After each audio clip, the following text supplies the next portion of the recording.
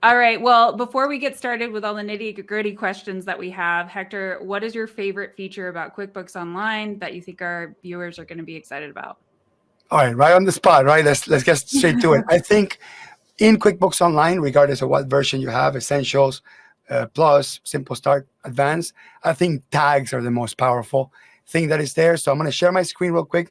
Hannah, give me Yeah. access to sharing my screen, Yeah. Let's do and I'm that. going to quickly hook you in into what my favorite feature for QuickBooks Online is. Awesome. So my small business clients, the number one thing that they want to know is my marketing working? Like Google ads, magazine ads, spending money on XYZ person to stand on a corner and swing a sign around, whatever. Is my marketing working? So what I tell them is, if you want to know if your marketing is working, make sure that every single customer that comes in, you ask the question, where did you hear about us? And you Mm, have a place to capture that data. So once you start capturing where did you hear about us, and start putting that stuff into QuickBooks, you can run quick reports about your revenue or sales per marketing source, and that helps you make better decisions about how to do marketing in the future. So let's do an example of that. yeah. I'm going to go ahead and create, let's say, 3 invoices back to back, and I'm going to create tags for marketing source. So I'm going to go into new here. I'm going to go into invoice. So I'm just creating an invoice so I can record a sale, and I'll pick a customer here at random, and then I'll pick any of my products and services. And if you're new to all this, of course, we could talk about this later, but there's tons of videos in my YouTube channel that talk about how to use QuickBooks in general, right? So Hmm. there's my sale for 50,000, and here where it says tags, I can create tags for pretty much any dimension that I want to. So I'm going to do marketing source Google Ads. So I'm going to create a tag called Google Ads, and I'm going to add it into a group. I'm going to create a group, and I'm going to color code this, let's say yellow, whatever you want. And I'm going to call this marketing source, right? So this is where the customer came from when we asked the question, where Nice. did you hear about us? So I'm going to click on save. I'm going to click on save. I'm going to click on save and new. I'm going to create another invoice at random here. And let's say it's going to be for a different dollar amount here. Let's say this one is 25,000, and I'm going to do a marketing source. Let's do yellow pages. I know that's not a thing anymore. I mean, Hmm. if it is a thing, I'm not sure who uses it. But with the yellow pages for marketing source tag, I'm going to click on save. I'm going to do save and new, create another invoice. Again, I'm just sort of emulating what happens in the real world. You're selling a whole Right. bunch of things. You're busy. You don't know. I mean, like you can remember more or less. Assuming you're the owner and the cash register person and the salesperson and everything, right? You could remember more or less what things are, but Hmm. you know, I think it's important to keep track of these things. So I'm going to put here referral. Yeah. Okay, I don't even know if I spelled that correctly, but let's put customer referral. Okay, so we got customer referral. We're going to put this as part of marketing source, and then we're Hmm. going to go ahead and click on save, and then we'll do one more here. Again, we'll pick a customer at random here, and we'll pick another one, and then we're going to do, let's just call it walk-in. Okay, a customer just walked in, maybe they saw the sign. If you have a retail store, hopefully some business does come from walk-in, right? We're hoping that still works even in today's Hmm. internet world, right? Then we can click on save, so you can add whatever it is: Right. website, referral source, salesperson, radio campaign, whatever it is. Then we can go into the gear menu here, and then we can go into tags right here where it says tags. And then this is sort of like the center for tags. You're going to see all your tag information. And then here where it says money in, I can do all dates, and I can split it by any of my tags that I created. So I have in this sample file all sorts of things like the state, pickup versus delivery, who the supervisor is it ready Hmm. to ship, is it not, what country they're in, whatever it is.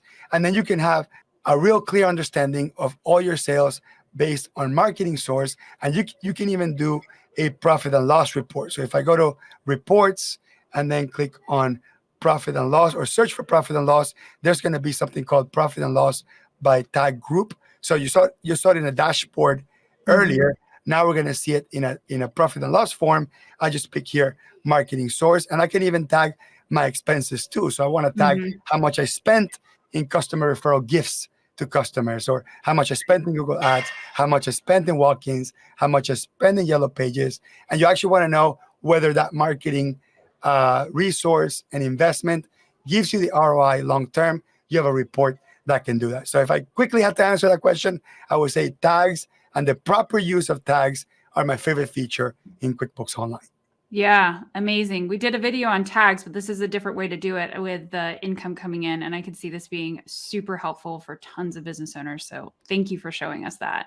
All right, well, that was a great tip from Hector Garcia, and there's going to be a lot more of that. That's what this video is all about. This video is kind of packed full of really great QuickBooks information. So if you're using QuickBooks either online or desktop in your business, or even if you're considering it, watch this video because Hector just has so much information for us. He gives a lot of screen shares, and he'll actually show us how to do some things that he's talking about. And we also have like a lot of context for when you might be able to use one scenario versus another. So this is chock full of a lot of information for you guys. You might want to like save it, bookmark it, make sure you like this video, make sure you put also the little subscribe and bell button if you're not already subscribed to the channel. And also I'm putting a link below to Hector's channel, so you can go and subscribe there if you aren't already. Okay, so let's not waste any more time and go ahead and talk to Hector. Welcome, Hector Garcia, to the channel. Thanks for being here. I'm glad to be here too. Thanks for inviting me. I am very happy you were able to be here, and especially on the tail end of tax season. So I very much appreciate your time, and we're really looking forward to getting some of your insights on QuickBooks and QuickBooks Online. I have a couple questions from the audience. So this question comes from Alicia McFarland. She owns a web design company, and she had a question about accessing certain reports that maybe she had seen in other places, or maybe they came from a different place. So she was curious about income tax detail report, tax summary reports, and income tax preparation. She's using QuickBooks Online Essentials, and I looked in there. I didn't see them. So where are they? And can she get these reports? Well, okay. So there's some context here. Because if you're using any other any other cloud accounting software out there, those reports that you mentioned are not a thing. Okay, those reports you mentioned are a QuickBooks desktop thing, and I think the context of understanding that this person probably used to use QuickBooks Desktop before and now using QuickBooks Online and are expecting to see the exact same reports they're used to seeing in QuickBooks Desktop versus online are there. So really, really quick, in QuickBooks Desktop, under reports and under their accountant, there's a set of reports that is focused more towards okay, I'm done with my accounting. I want to give my accountant really easy to read reports so they can prepare my tax return. Or maybe I'm a small business owner and I want to prepare my own taxes, and I don't want the financial statement version of the reports.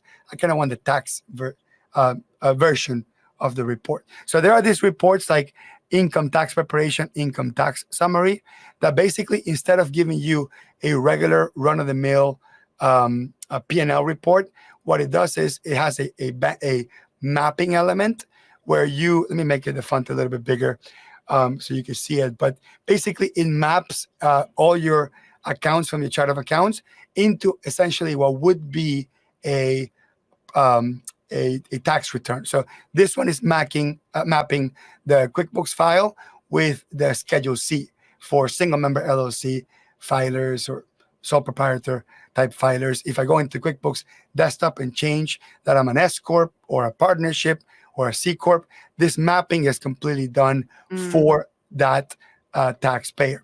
Nice. This report, the income tax summary, does not exist in QuickBooks Online. So I know I could have just said it doesn't exist, let's move on. But for the people that have never seen the desktop version of the report, it's important to kind of understand the context. Now, that being said, I will show you something, and this might not be very relevant to your customer, but it will be relevant for anybody who's an accountant. So if they're using QuickBooks Online Essentials or Plus or Simple Start or whatever it is, they can still go into QuickBooks, and I'm going to pick one of my own company files here. Okay, so I'm going to pick this one. You can go in here, and then there is a function, a function called tax prep right here. It says prep for taxes. Mhm. Again, this is not available for non-accountant users. You have to be an accountant user with a special accountant account. Some people call it QBOA, but it's just QuickBooks Online for accountants. So inside accountants, there's this function called prep for taxes, which is the closest approximation to what this person is asking for. So in here, this is where you tell it, which tax year you want to look at, and this is where you tell it, you do the tax mapping. So you say, look, my company is a 1065 or an 1120S or 1120 or whatever, and then it gives you a mapping mechanism for you to grab every one of your accounts and map them against your chart of accounts account. So you have basically a little Schedule L here, which is a balance sheet, and then you have your P&L. In this case, this might not have any data in here in this case, but it will have P&L. And then once you do and I'm not going to bore you with that, but once you do the entire mapping of all the accounts, then you press a button here that says tax options, and you export as a CSV file, and then it creates a report that essentially is what you would call a tax summary report, one that says, okay, these are all the lines in your tax software, these are the amounts, and this is where you would report that. So I was giving you the context in QuickBooks Desktop so people understand what the question behind the question was. And bottom line, that's what it is. So they exist only for accountants, not for end users. So Allison, what's her name? Alicia. Alicia, sorry, Alicia. But good news is you. This is not supposed to be saying this, but Alicia, you can go in and create an accountant account for free. Invite yourself as an accountant, pretend to be an accountant, and use the tools in the accountant version. So it is available technically. It's not designed for you, but it is available technically. Yeah, there's some additional tools that accountants have that can be helpful. So, I mean, what you can always do too, I mean, it sounds like she wants to prepare her own tax return, but if she hired it out to somebody else, she could very easily give somebody accountant access very quickly. And that's kind of the benefit. That's another benefit of QBO, is you can literally in the, click of a couple buttons, give your accountant access to your reports. And there, you don't have to figure out how to do the whole remote login or anything like that, or print files and email them and upload them to a portal. You can just give them that direct access, which I really like. Right. And the income tax summary basically is your profit and loss report, but instead of having your regular chart of account categories, it has the tax category. Right. But look, I'm going to tell you something. It actually doesn't matter whether you categorize them right or wrong in the tax return. What matters is, does the net income at the end match? Because that's what you're going to pay taxes on. And I've been in tax audits where the customer jacked up all the categories, put the cost of goods sold and income mixed together, categories wrong. And as long as the categories are not like a personal expense, like owner's health insurance and an owner's distribution, as long as those are not jumbled, you can go through an audit where they redo your entire tax return. And if the net income is the same, everybody wasted their time. There's no tax to pay. So what really matters at the end is, what you have in there. Is it income? Is it expense? Is it tax deductible? Net income, it gives you the exact same number. So what I'm going to tell that person is, don't worry that report is not there. It was, at the end of the day, really functionally kind of useless anyway. Yeah, you can kind of get there from P&L pretty easily. Correct. Okay, so another question. This person is an anonymous question that came in, and we briefly touched on inventory. So you mentioned that QuickBooks Online has light inventory capabilities, but what would you consider light versus maybe heavier, where maybe QuickBooks Enterprise would be a better fit? Yeah, that's a great question. So light is this loose, lazy term that we use so we don't get into an hour and a half conversation about what inventory management means. Because bottom line, inventory management is a big nuance. And you're speaking to someone that has really made it a point to become an expert in inventory management. I'm the type of guy that goes into my clients' warehouses in jeans and digs under, the shelves and pulls random inventory out of nowhere and tell people, did you inventory this? Did you inventory that? So I've been deep into the inventory world, and I could give you an hour and a half answer. But light inventory management means that there's no multiple units of measure. So you buy units, sell units.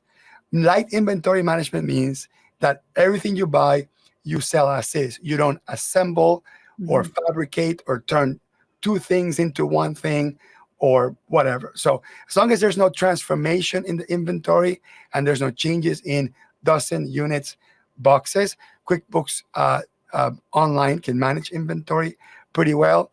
The other thing is QuickBooks Desktop particularly can do that really well. On top of that, QuickBooks Desktop can do lot number tracking. So if you have inventory that requires expiration tracking or lot number tracking, you cannot do that with QuickBooks Online. If you have multiple inventory locations, you can only track one, the one inventory location in QuickBooks Online. QuickBooks Enterprise can do that well.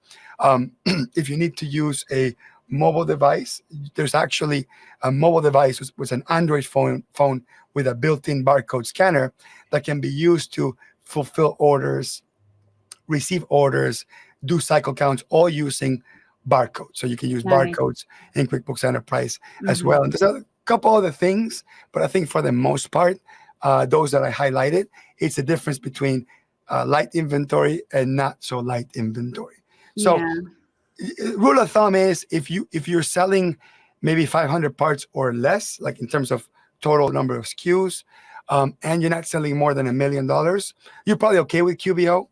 If you're over $1 million in sales, over 500 items, I guarantee you at some point, without any of those tools I mentioned, it's just going to go haywire, and you're going to have no inventory control, and you're going to use a spreadsheet to control your inventory and QuickBooks as well. You're going to triangulate those things, and it's going to be a monumental mess. So at that point, we recommend moving to QuickBooks Enterprise, which is a desktop product, unfortunately, or add on an inventory add-on to QuickBooks Online. There's some big ones like SOS Inventory, Deer Inventory, Locate Inventory, Katana Inventory. There's a whole bunch of apps, that's what they do. They add on to QuickBooks and they become your new inventory manager. And that's particularly true whenever you have e-commerce. When you have e-commerce, QuickBooks Online by itself cannot manage all that. You're going to need a third-party app that can do e-commerce order management and inventory management, or go to QuickBooks Desktop Enterprise for something like that. So I hope that answers your question. Yeah, and those other apps, if you still want to stay in the cloud-based space and you want to add on an app, they also offer lots of other additional things that you can't get with just an accounting system too. Like they might be able to give you order forecasting, or they might be able to, help you, maybe make more strategic decisions even in what to buy and where and the timing and whatnot. So we call that business management, right? Yeah. So these apps, when these apps are created, they're created to do business management, right? QuickBooks Online is not for business management. We make it think that it is. Like we log in every day to QuickBooks and say, please be my business manager today. and you enter things in certain ways to try to get the report that you want in certain ways, so it can give you the right insight that allows you to consolidate with your gut decision and say, okay, we're moving forward to do this or do that, or not do this or not do that. So QuickBooks Online is limited to accounting data and the past. So it's great at giving you that. But if you want to do forecasting, cash flow projections, when is this inventory coming in? Historically, how long does this inventory take to get here? So I can promise my client, yes, I can have it by your birthday or not, right? So all these things that have to do with managing the day-to-day things of your business require data that's beyond accounting. And QuickBooks is not the place to store that. Some business management software is the one to do that. And these business management softwares typically are designed by people that had this problem before, and they try to do it for a particular business type or a particular industry. So you will see these apps like Jobber. Jobber is a great app for landscapers because it was built by a landscaping company that had to build their own system because QuickBooks couldn't handle it. Or Notify was built by a bunch of construction people because QuickBooks, was limited in construction. So they built it to do that. And then at some point they built the integration back to QuickBooks. But these apps are built first to be a business manager, and at the end integrate to QuickBooks to avoid duplication of data, because none of these apps are good at accounting. And that's the reality, right? Yeah. So QuickBooks is good at accounting. So then you split your business management world into accounting with QuickBooks, desktop, but typically online, and whatever third-party app to manage your business, and avoid duplication of data by integrating them. Mm-hmm. Yeah, I mean, you're not going to get a balance sheet off of one of those apps. You might get an inventory balance, and you might know exactly how much inventory you're holding, but you're not going to get a full. They don't know your balance. They don't know your bank account. They don't know all the other, Right. Your credit card debt and Right. everything else. And good luck having the IRS audit that app, right? 'Cause Right. they don't have no clue what they're looking at, right? Absolutely. So, okay, that's super helpful. So we have another question from another person on the email list. This is from Red Tree Consulting, asking, so basically they give kind of a longer scenario of they are using QuickBooks Online to do their interview. They're using it for payroll, and they are an S Corp, and they pay for healthcare for the S Corp owners. They had to go back and amend their W-2s this past year, and that was frustrating, obviously. But they were curious, how can they avoid that in the future so that they can make sure that their healthcare gets properly coded going forward? Because as you guys, some of you might not know, if you're an S Corp owner and your business pays for your healthcare, that does need to show up on your W-2. So just a reminder. Right. So there's some context that needs to be added there. So long story short, if you are 2% owner or more of an S corporation, and the company pays for your health insurance, not the part that you pay out of your own paycheck, the portion that the business pays in your behalf as a 2% owner, the business can pay it. They can write a check and pay the insurance company directly. However, the IRS wants to know that you should have gotten that as compensation instead of a direct payment. Now, granted, there is a mechanism to get that deducted from your personal tax return. So there's a zero net tax effect. And at the end, the IRS really did that just to be a pain in the butt and to give accountants job security, I guess, because the mechanism for 99.999% of customers, it has no tax effect. It's just a compliance thing of making sure that the company paid health insurance premiums are included in the W-2, and then the owners can reduce it as a deduction. So, so that's the context. So the challenge here is that in QuickBooks Online, there's no button to establish the difference between a 2% owner and a non-2% owner of a company. So because of that, QuickBooks cannot really tell which employees we should report their health insurance in W-2 versus not. So because of that, QuickBooks cannot do this automatically, or at least they have not built in the process in it.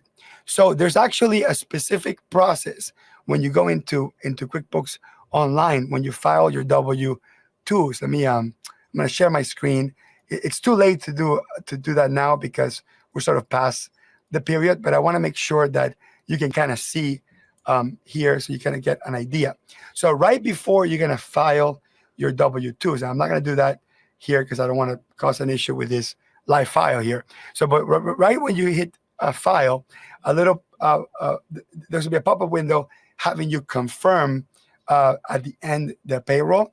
There's a button that says make adjustments to W-2. This is prior to your filing. You're going to click on make. I don't have the screenshots, and they're not going to show up now because January 31st already passed. You're going to click. It's going to ask you what type of adjustments, and in one of the drop-down menus, it will ask. It would say S Corp health insurance. Once you click on S Corp health insurance, it will ask you which is the owner or the owners, and you pick them. So then you're going to go to a different box that says box 1 report amount, health insurance, and there's going to be a box for you to add manually the health insurance for each. You press adjust. It fixes the W-2 prior to you filing, and then there's no need for you to do an amendment. That's good. It's probably this person didn't realize that, and they just assumed it was all taken care of. So now they can right here. I found what the screen looks like right here. Found it. Yeah, I can't. It doesn't. I already tried. It doesn't let me go through with it. But here it says printable W-2 employee. Right here it says need to update your box 13 selections. For health insurance, I believe is box 14 actually. So, but there will be a line there that says need to make a box 14 adjustment. It's not there anymore because this already has been filed. Right. So once you click on that, then you're going to go into a screen where you select the employees, and then you put down there how much was the S corp health insurance paid by the company, and you are going to have to run a report of your S corp insurance is paid and break it down by employee, or you're going to have to manually get your bill from the health insurance company and figure out who's the owner and figure out what the annualized version of that is. I mean, that's a process that you manually have to discover the amounts and then plug them in there prior to filing. We have another question about, this is a desktop question actually, and this is somebody from our email list, Save on Tent, asked, how do you put an amortized loan into QuickBooks Desktop? Is that okay? We can do? So anything that has to do with amortization or depreciation is going to be, for the most part, unfortunately, I know you didn't want to hear this, for the most part, is going to be a manual process. Okay. So really, the way to do it is you create the way I do it is I create a journal. Is how I do it. Let me show you. Which, it's a worker. The recurring journal entry, we can do this in QuickBooks or QuickBooks Online and desktop. Yes, it's both. The concept would be identical. So normally, what I would do, this is the way I do it.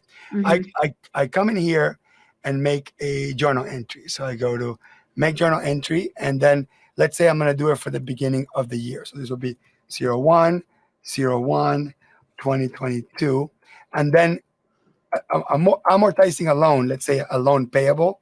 In this case, would be there would be a loan, like let's say a mortgage. So I'm just going to create a mortgage here really quick just to add some context here. So we'll add the mortgage here as a loan, and I'm going to enter a beginning balance.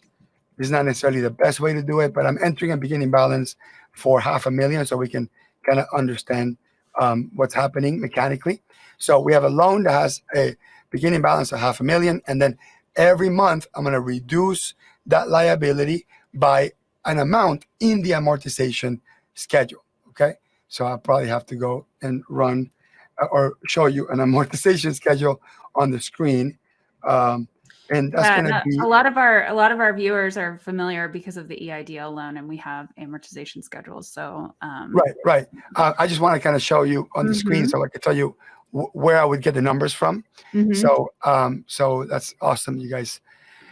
You would know exactly what that is, but there's going to be. Let me just because I'm doing screen share, trying to bring this stuff here to the forefront. So you're going to have something that kind of looks like this, and I just clicked on a random website to try to get an amortization schedule here. Something that looks like, and then every payment is going to have a amount for principal and amount for interest. So I normally take that amortization schedule. Again, this is a workaround, but I take that amortization schedule in Excel or PDF or whatever, and I upload it as an attachment into that journal entry. Okay.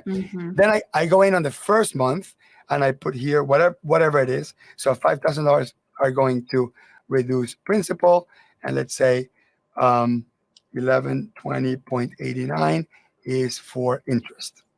Okay?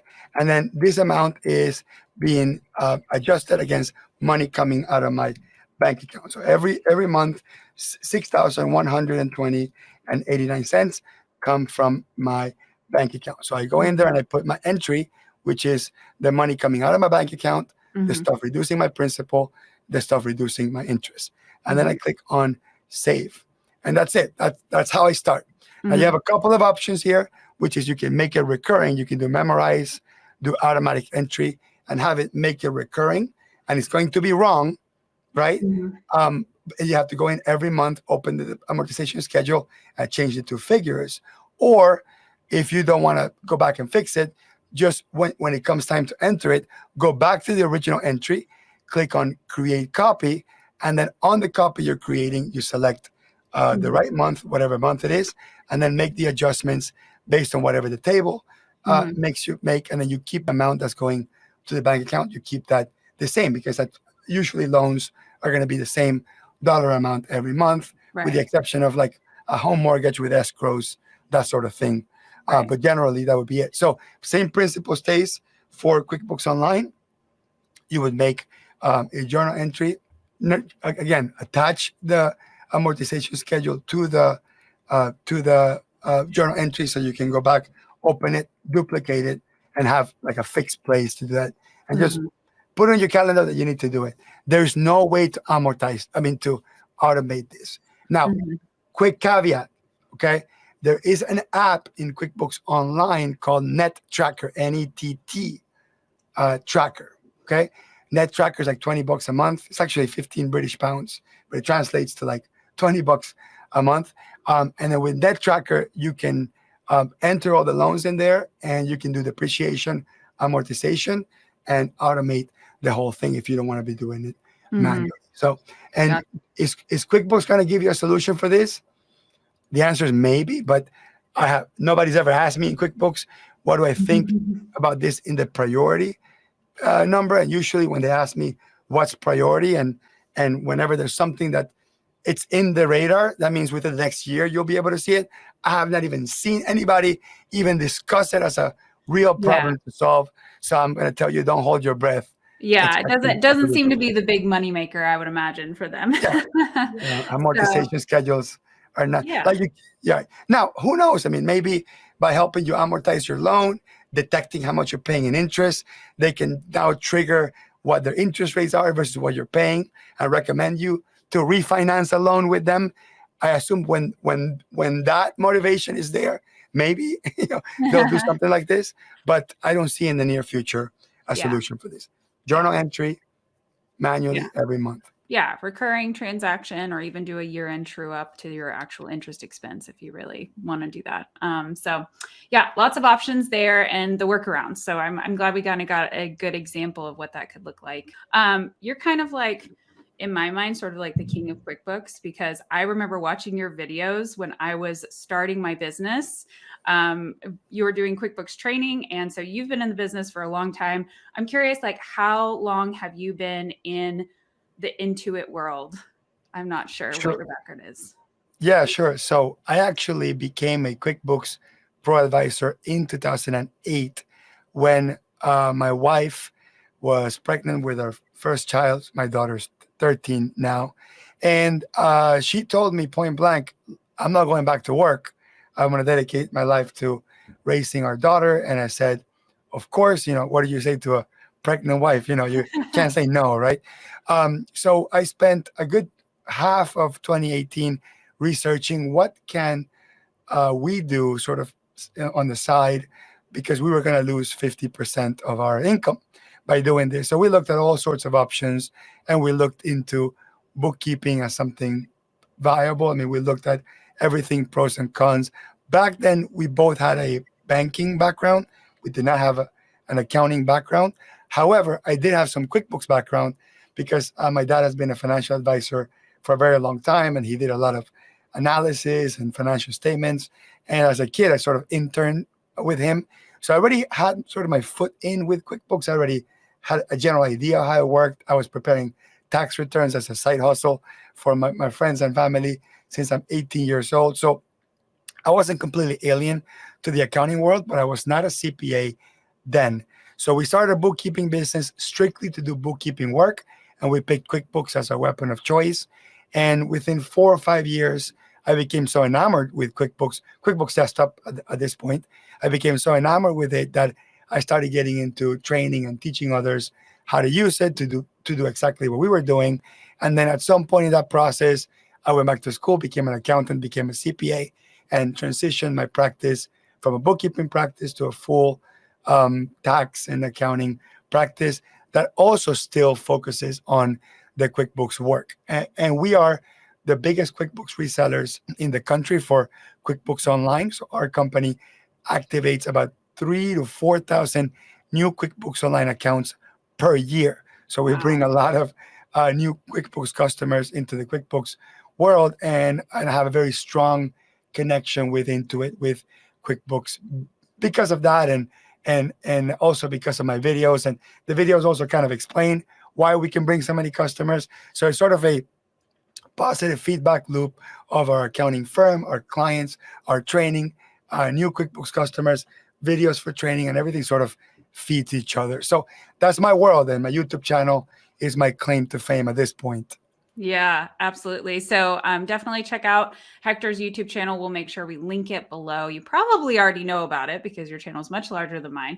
But we will make sure to put a link so people can check that out, because I love your channel for like really specific questions. When it's like, I feel like you've done a video pretty much on almost every feature, or I can find something when I have a question about QuickBooks. So it's super helpful. Thank you for doing that. It's like a public service, essentially, at this point.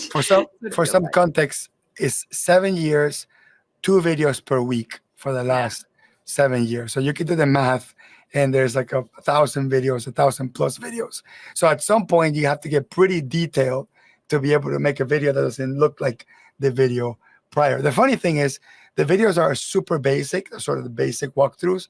Those get hundreds of thousands of views. And the ones that are very specific to fix a very specific problem, arguably the most valuable ones, because they're the ones that kind of it took a lot of thought, a lot of experience, and a lot of testing, trial and errors until I found the issue. Those only get a couple hundred views. So it's interesting in terms of what the videos get used for and how many people watch them at the end. Yeah, absolutely. Well, we are wrapping up a 10-week series on how to do stuff in QuickBooks Online. I feel like my videos in this series have been kind of, a 200 class level, and yours are like, can be like PhD level QuickBooks, if we're going to do it like that. So we thought you would be the perfect person to come in and answer some Q&A. So we have some questions from our audience.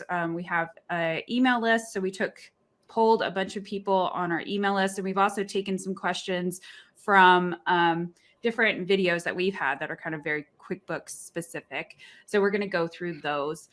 So let's just get started on that. I think, really high level, why should people consider QuickBooks Online when they're looking at an accounting solution, when they're either starting a new business or maybe moving into an accounting system for the first time? Why online versus maybe doing something desktop and traditional? Sure. There's 2 parts of this question. One is, why should somebody consider QuickBooks Online compared to other online platforms? And let's assume that QuickBooks wins at that point, and so that makes it easier. And then the bigger decision is, okay, so I think I like QuickBooks Online versus Xero or Soho Books or Sage or whatever, right? The competitors and online platform. Then people consider, should I go desktop or should I go online? So a quick preface, QuickBooks Desktop is over 30 years old. It's a very mature software. I mean, they've had 30 plus years to appease the crowd on what they want to see in the software. So they've added tons of features. QuickBooks Desktop is known as a very bloated software. It's kind of clunky. It has a gazillion buttons. It's kind of like a cockpit, right? Like, it's got so many buttons, and at the end, you really only press 6 or 7 to do what you want to do. QuickBooks Online was redesigned to take away all the complexity and just focus on what people use the most. So they literally looked at 25 years of QuickBooks Desktop usage, and they studied what people use the most, what were the, say, top 15 most used features, and they focus just on that. So when you want to compare QuickBooks Desktop and QuickBooks Online, you're going to see a very robust software with tons of moving parts versus a very streamlined, easy to use, which you're going to find in QuickBooks Online. So sometimes new businesses or existing businesses that want to move into the QuickBooks ecosystem, when they have complex custom reporting needs, complex custom form needs, complex job costing needs, complex inventory needs, we generally push those people towards desktop because those features are much more mature in the desktop platform. When none of those apply to you, you're the regular service-based business that doesn't focus too much in job costing or payroll or reports beyond your, hey, how much money do I have? How much money do I owe? What's my profitability so I can plan for tax? All those people, which is like 90% of the small business, they could fit into a QuickBooks Online versus some other online platform. Now, I prefer, as an accountant and as an end user, I prefer online as a platform. I'm saying QuickBooks Online, I'm saying cloud in general, because I want to be able to use it from a PC, from a Mac, from an iPhone, from a tablet, right?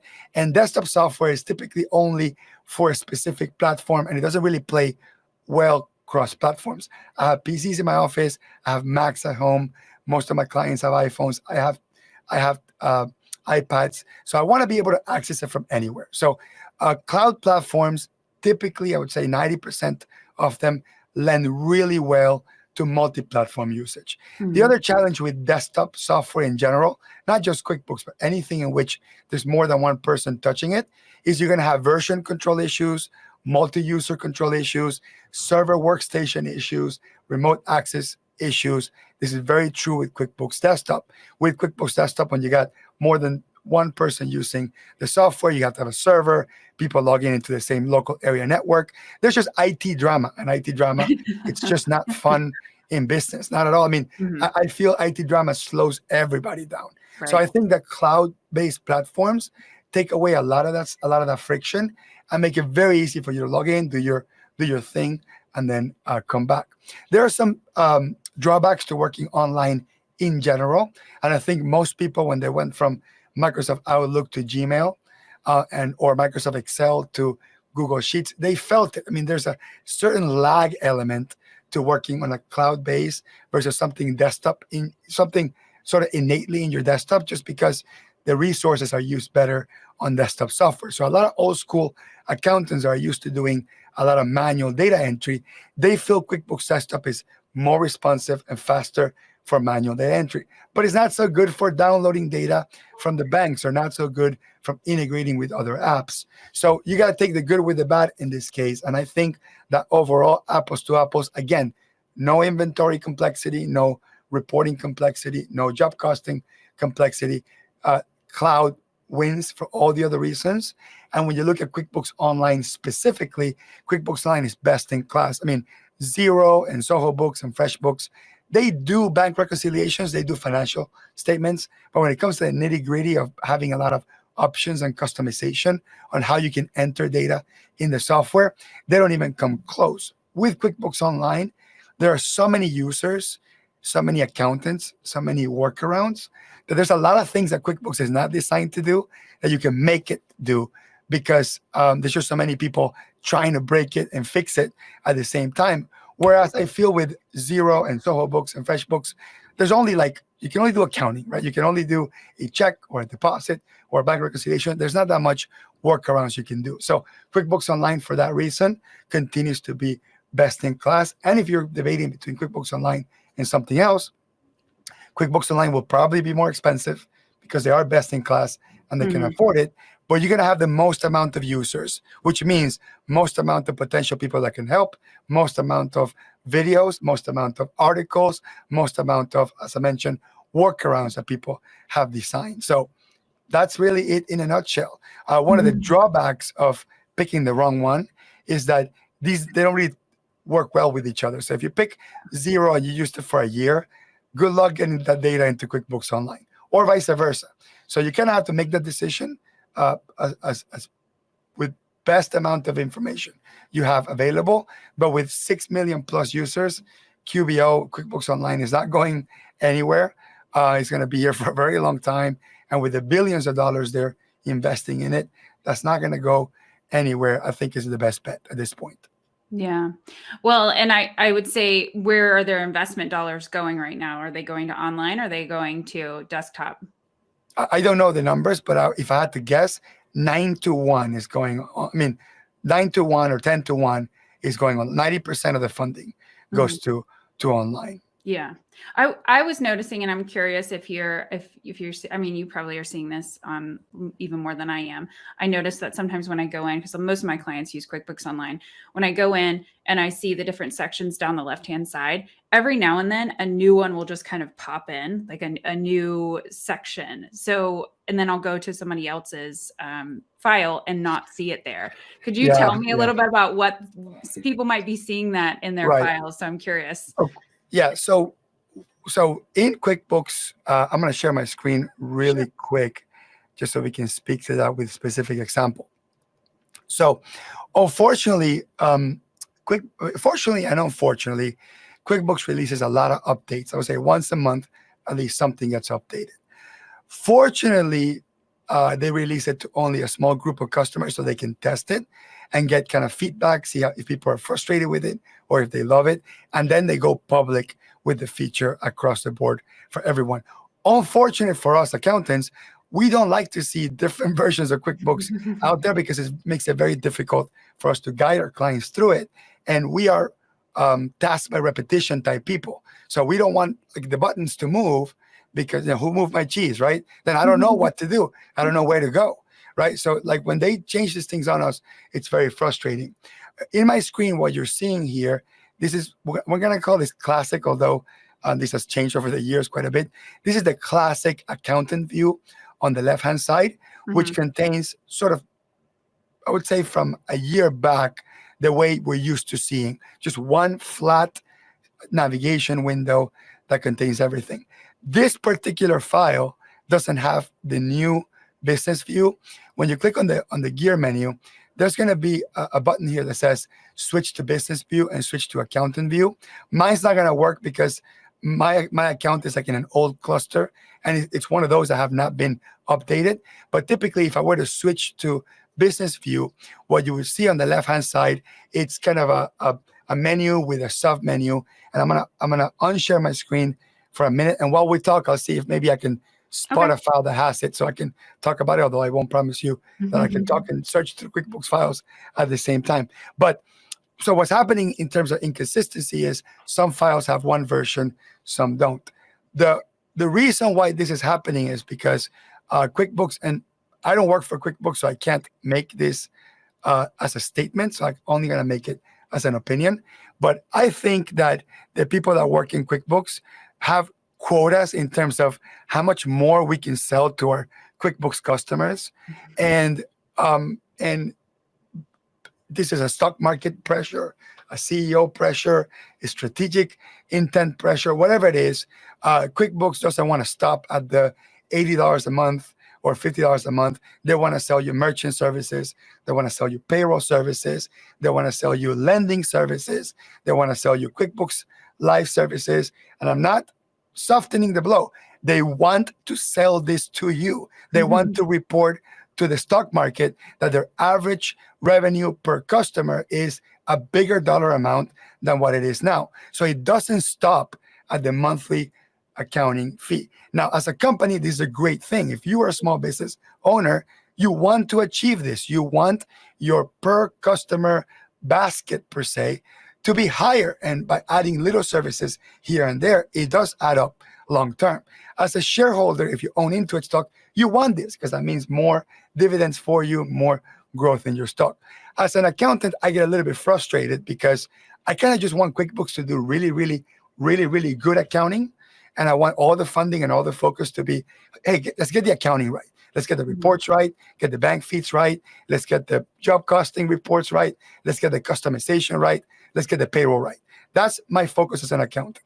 Unfortunately, they are not accountants. They are a business, and they're gonna try to solve a little bit of my problems as an accountant, but they're really all in sort of on the additional revenue driving activities. So because of that left navigation bar, it's sort of redesigned, and I'm showing my screen again. See if you can enable it. Okay, so this is the new left navigation bar. When you click on any of these things, then you see sort of a sub menu. And a lot of these things are actual products that they're selling you. So for example, under banking, QuickBooks Checking is a banking product.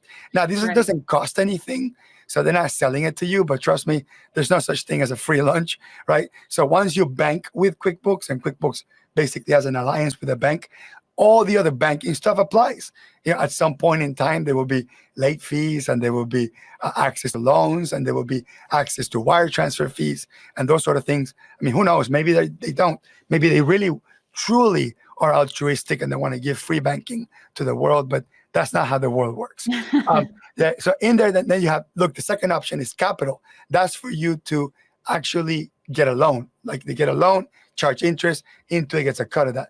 Business credit score. Okay, so the third one, again, something. Let me see where in banking. So the third one is business credit score. That's going to be a service. I don't know if you know, but Intuit bought Credit Karma, and Credit Karma is sort of a credit scoring system, and they're also getting into business credit scoring. Right now, they're working with Dun & Bradstreet. DNB is huge, but as they update your credit score, they collect better information about your company. Once they have better information about your company, they could probably sell you better services. Again, it's not always about them selling you stuff, because nobody holds a gun to your head. You choose to buy it. But the world, the way the internet works is the way Amazon works. They try to cater to you what you need.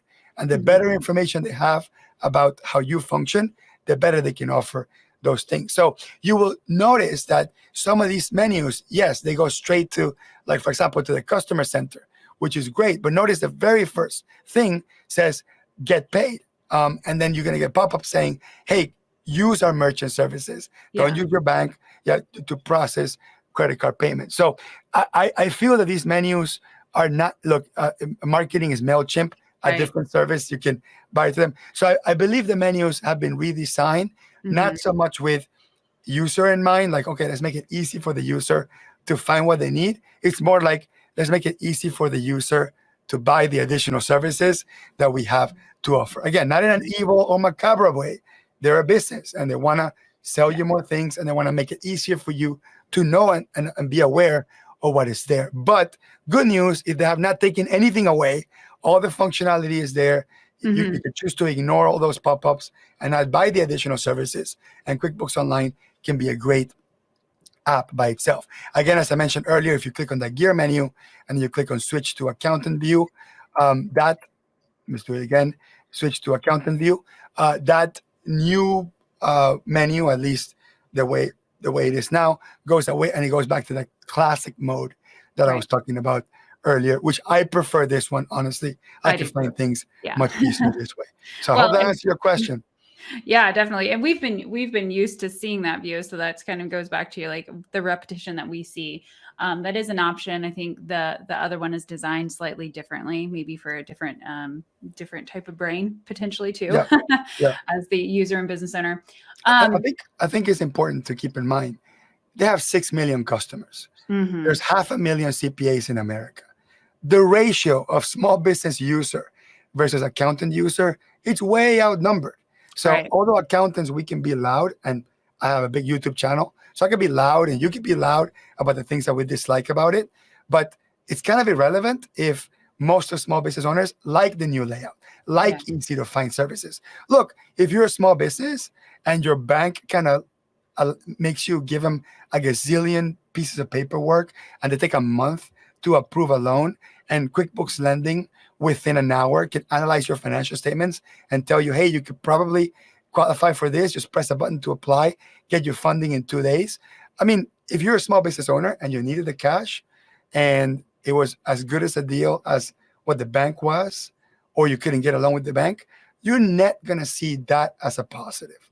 So you kind of have to see that side of the coin too. And every day that I hate seeing that pop-up, I try to also look at that side of the coin too, because I've had customers that tell me, hey, Hector, I got 20 grand through QuickBooks Lending. And I'm like, what? QuickBooks what?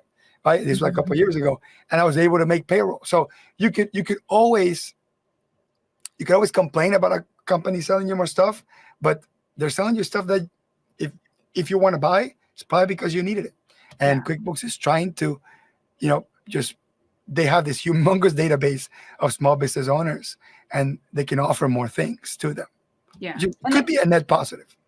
Yeah. And I mean, they're giving an easy button, kind of to what you said. Like, that's the easy button. Like, if you want to get signed up with marketing, like that MailChimp, add-on. Yeah. Hey, how much easier could it be? So, can't fault them for that. If you save a business owner time, you are essentially saving them money. And I think that's one of the big things. And I can add something about MailChimp specifically. So Intuit last year spent $12 billion acquiring MailChimp. Now, my first reaction is, $12 billion, could you get the freaking payroll to work correctly, first? That will cost a lot less than that, right? And that was like my initial reaction. But I've been a MailChimp user for 8 years. And I use Constant Contact. I use all the other ones. And MailChimp is best in class for email marketing. So I'm also kind of glad that, Intuit, another ally, acquired the company, and not some other company I don't like acquired MailChimp. And if you're a small business owner that's growing with a customer list of 1,000 plus, and you want to have a great tool to let people know what you're selling, your sales, newsletters, any sort of email marketing, MailChimp is a great tool. I mean, truly great tool, independent of QuickBooks buying it or not. I had been a MailChimp user forever, and I never talked about MailChimp, never did a video about it in YouTube. It was I also always saw it as my own tool because I'm special, because I do email marketing. But now that is potentially tied to your QuickBooks Online. QuickBooks is going to have your QuickBooks database tie into your MailChimp database. So now when you email a customer through MailChimp and your customer responds and you're looking at the response in MailChimp, you can also see if the customer is a paying customer, not paying customer, one that buys a specific product, one that has been actively paying you for the last couple of years. And you can use that accounting data to do very specific campaigning to that. And that's really exciting. And I'll be making a video. I mean, you reminded me of that. I was hired by Intuit to make a QBO plus MailChimp video in the next month or so. So you're going to see a video where I can explain how that entire process works, so you can get excited about, accounting and email marketing being combined, which are two things that you normally wouldn't think you would combine, but it goes well. Yeah, I like that idea. And I'm curious if they're going to be continuing on that path of like the customer, the customer's like pre-accounting function. So before the financials actually hit the books, because you haven't made a sale yet. So I see that the customers and leads was one of those kind of trial things. So I do wonder if they're going to kind of be bringing in some CRM type development over time. I can confirm that that's the intent. This customers and leads thing, it was not a fluke. The intent is to start merging the beauty of MailChimp with the beauty of QuickBooks. And they still don't know exactly what they're going to integrate. They have some vision. I saw the plan for the vision. But I think that in the process of stumbling with the integration, they will notice, oh, what if we do this and connect it with that? Like, for example, MailChimp has an e-commerce platform, which means if you don't have a shopping cart, but you want to sell some stuff online, maybe you're selling an ebook, or maybe you're selling a thing, okay? You can actually set up through MailChimp an e-commerce platform, and you can go into QuickBooks and pull up a list of, let's say, customers that spent over $1,000 with you in the last year, and you can send just them an email with access to that thing with a special coupon code. So all of a sudden, you can truly start not only using accounting data to market, but then using marketing data to then eventually feed the accounting, because those sales that post in MailChimp e-commerce will eventually sync back into QuickBooks. So you don't have to create the invoice in QuickBooks. So there will be a full circle coming around probably next year, or in the next 2 years, when they figure out how to integrate the entire thing. Yeah, that sounds exciting. I think I am excited for clients who are in the consulting space, where we kind of try to pull, there's like an estimates feature and there's different things, and we're trying to pull pipeline data and use that to help like determine, what's in the pipeline and is our business development activity enough? And so I'd really like to see the financial implications of that, because that's a lot of those strategic conversations we're having. QuickBooks right now, you kind of have to pull from multiple different places. So Sure. Yeah, that would be interesting. Well, Hector, I think that we've come up on our time. So I really appreciate you taking the time to walk us through these things.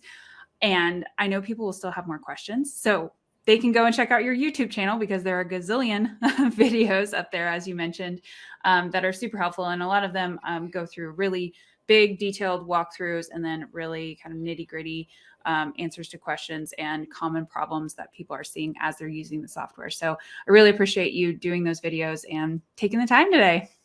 No problem. So thank you so much. All right. Bye, everybody. All right. Again, thank you so much, Hector, for coming and talking to us on the Clara CFO Group channel. We appreciate you. We appreciate your work for the accounting and the small business community. And you guys, make sure you go and check out his channel if you aren't already. And if you need QuickBooks, make sure you use the link in the description box below to get your own copy and 12 months of a discount. Okay. All right. Well, thank you guys so much, and we will talk to you later. Bye.